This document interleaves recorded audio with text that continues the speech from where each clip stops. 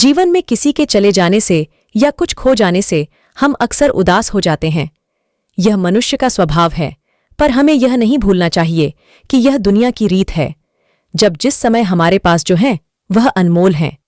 एक दिन की बात है, अवनी सुबह पार्क में टहलते हुए जा रही थी। तभी उसे एक रोती हुई बच्ची मिली।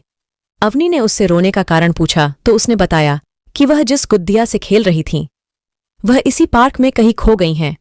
अवनी ने उस बच्ची को उसकी गुद्दिया ढूंढ कर लाने का आश्वासन दिया, जिससे वह बच्ची चुप हो गई।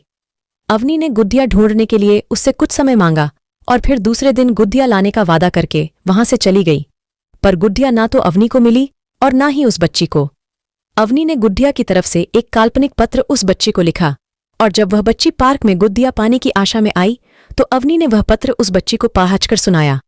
पत्र इस प्रकार था, कृपया रोना मत, मैं समय समय पर उस गुद्दिया के बारे में तुम्हें लिखती रहूंगी, बस तुम रोना मत।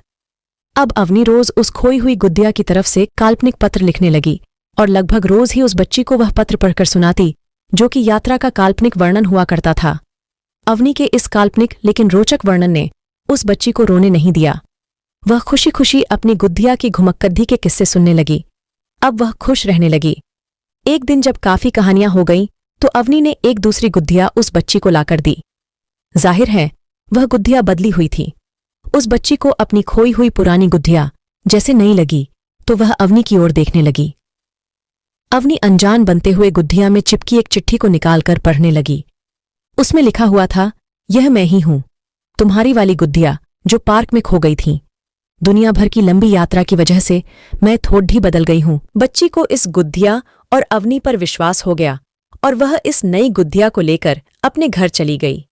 वर्षों बाद जब वह बच्ची बद्दी हो गई तो एक दिन वह अपनी अलमारी में कुछ ढूंढ रही थी तो उसका ध्यान उसी गुद्दिया पर गया जो अवनी ने उसे दी थी। बचपन की बातें याद करके वह हंसने लगी। उसे सब समझ आ चुका था कि अवनी ने कैसे उसका मन रखा। उसे उस गुद्दिया पर फिर प्यार आने लगा। वह उसे बड़े गौर से देखने लगी। तभी उसकी नज़र गुद्दिया की फ्रॉक की आस्तीन में छुपे एक छोटे से पत्र पे गई। उसने बड़ी उत्सुकता से वह पत्र निकाला और पढ़ने लगी।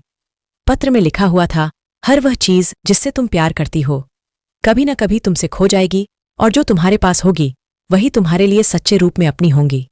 उसका रूप भले ही अलग होगा पर उसका प्यार एकदम पहले जैसा ही होगा। दोस्तों, आपको हमारी ये आज की स्टोरी कैसी लगी कमेंट में हमें ज़रूर बताएं और ऐसी ही स्टोरी को सुनने के लिए प्लीज़ इस चैनल को लाइक, शेयर और सब्सक्राइब करना ना भूलें। मिलते हैं नेक्स्ट स्टोरी के साथ।